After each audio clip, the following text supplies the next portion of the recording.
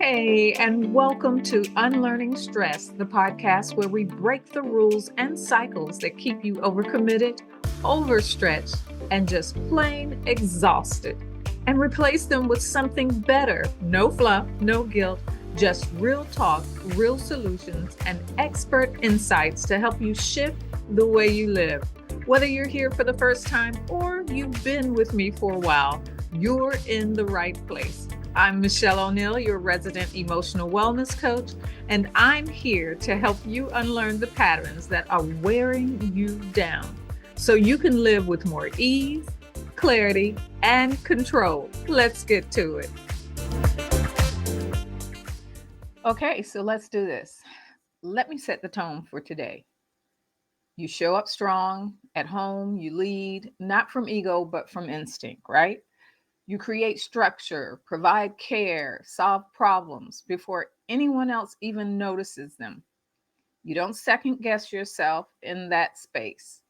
It may be tiring, yeah, but you move with certainty because you know that space. It reflects you. But at work, there's a shift. Not because you're unsure of your skill or your capacity, but because suddenly your presence is up for interpretation.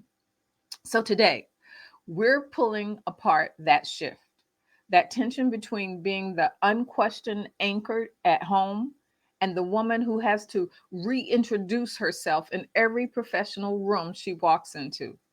This isn't about self doubt, it's about emotional cost. It's about the labor of adapting, adjusting, recalibrating just to be received accurately. So let's get into this. Okay, get this. At home, you move how you move. No permission, no second guessing. You just handle it. You know where the scissors are, where the extra batteries are, who needs this, what, and when. You don't have to prove anything here. You make decisions on the fly. You solve a dozen problems before breakfast. It might wear you out, but it doesn't shake your sense of self. It's like being in your own kitchen, right? You know where everything is, how your stove heats, which pot cooks what best. That space reflects your rhythm. It was set up for you by you. Then you walk into work and something shifts. You've got the experience, you've got the receipts, the outcome, but still you scan the room first. Not because you don't know who you are, because you've learned that in certain spaces, who you are gets filtered. You feel it in your jaw and your shoulders, your stomach, that subtle clench before you speak, because you know how fast your tone can be misread, how quick the story shifts once you open your mouth. So, no, you're not shrinking, you're strategizing. You're reading a room that was never built to read you right. And yeah, that takes a toll.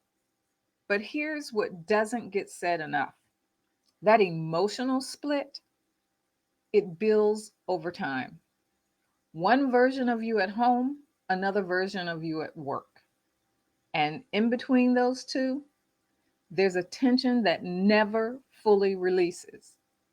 It shapes your posture, your planning, even your tone of voice. You start to think you're being wise, strategic, and in many ways, well, you are. But that doesn't mean it's not heavy. And it doesn't mean it isn't slowly rewriting how you see yourself. So let's talk about that shift. At home, you've got rhythm, flow. You're not even thinking about it, you just do. And when you get to work, it's like walking into someone else's kitchen and being asked to cook your signature dish. The stove's unfamiliar. The ingredients aren't quite what you need or not by the same manufacturer that you use, and they're slightly different. And everything takes longer because you're spending energy just figuring out the setup. They don't have the salt that you use, sea salt, Himalayan salt. And so you have to rethink it's fine and you like coarse. So you adjust your volume. You double check your tone. You measure your presence like it has a price tag. And the crazy part is, you haven't even said a word yet. You're in that constant calculation. What's safe to say? What will they hear? What's too much? What's not enough? And it's not about being fake, it's about being tired of the consequences. You've lived enough of those side eyes, right? Those interruptions, those moments where your clarity got labeled as a conflict. Oh, yeah, you brace, you perform a little, you play the game just enough to get through it. But let's not pretend it doesn't cost you something, because it does every single time. And let's be honest, there's an emotional contradiction you live with. You lead in one space with boldness, and in another, you lead with strategy, but both are leadership. One just costs more. It costs your energy, it costs your ease. And eventually, if we're not careful, it'll cost your natural voice.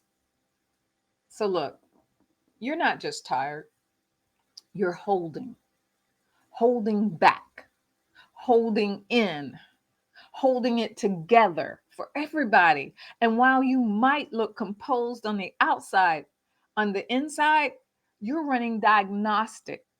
How did this come across? Did I say too much? Did I not say enough?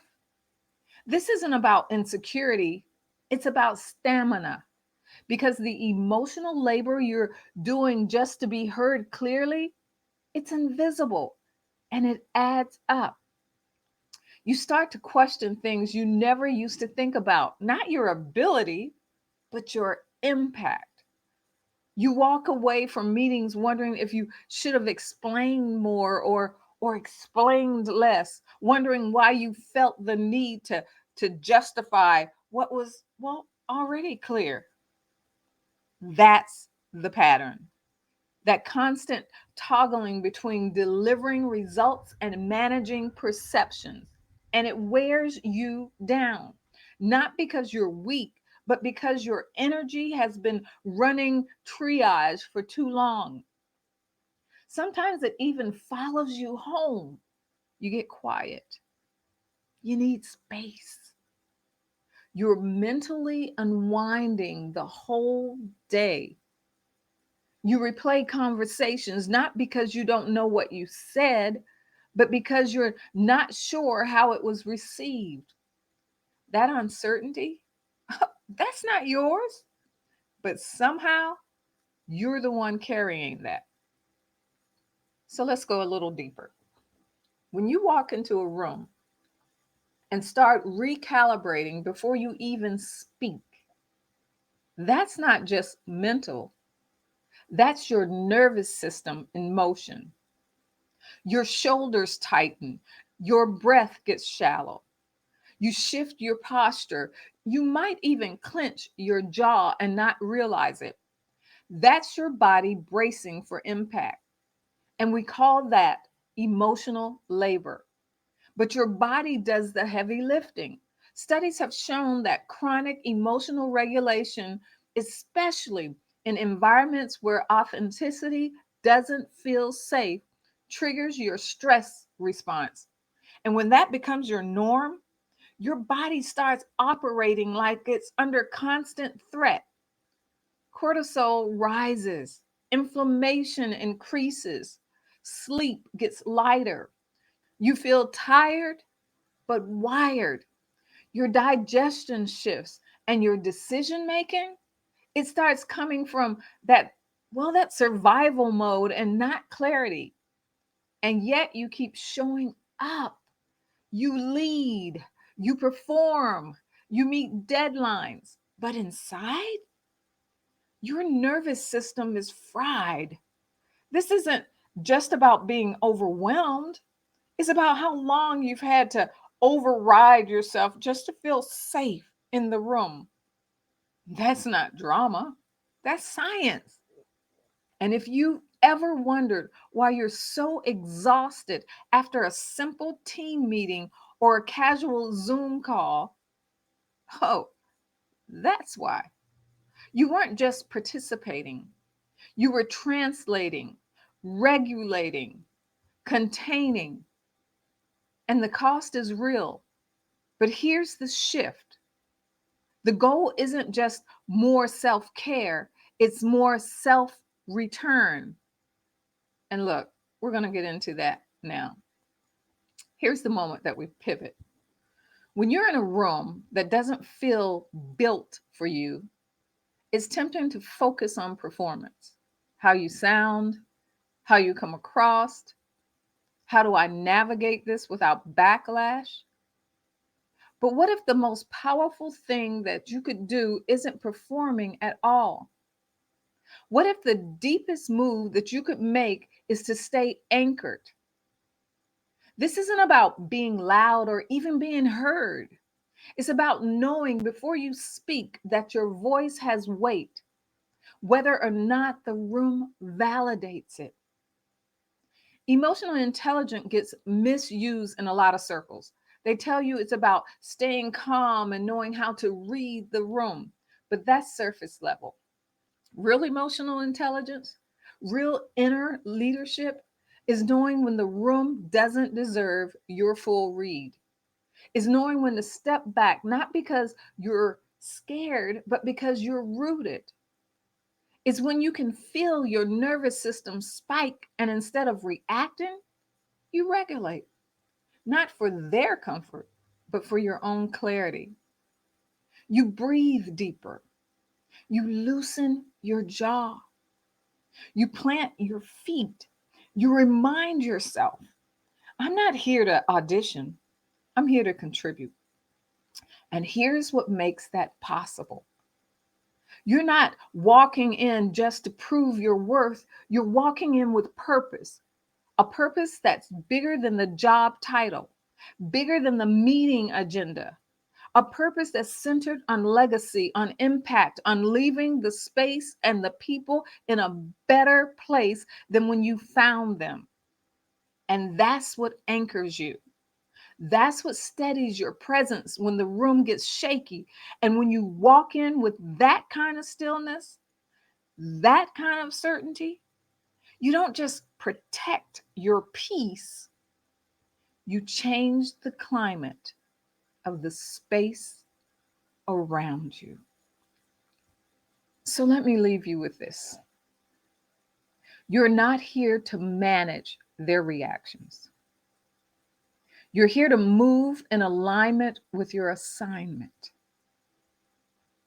When you find yourself recalibrating too much, bracing too often, or doubting what you really know is true, I'm inviting you to pause, breathe, ask yourself, what do I know to be true about me that this room can't take away?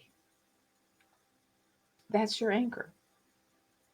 What do I know to be true about me that this room can't take away?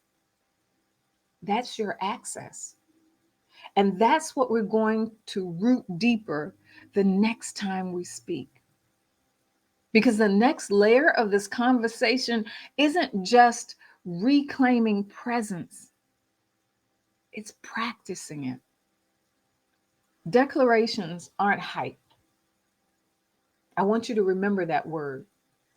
They're memory. They're the way we remind ourselves of what we've lived through, led through, survived through. You don't need empty affirmations, you need receipts. You need moments that you speak out loud until your nervous system stops doubting what your spirit already knows. So say it. I've led before. I'll lead again. I've done more with less. I've walked into rooms that weren't ready for me and still left impact. And if you ever forget, Come back to your declarations, not because they sound good, but because they're yours, rooted in what you've lived and proof that you belong. Because every one of those statements that we just said, I've led before, I'll lead again. You have the evidence and the proof to back it up. All you have to do is go back and look from where you came. I've done more with less. You got the proof. I've walked into rooms that weren't ready for me and still left impact.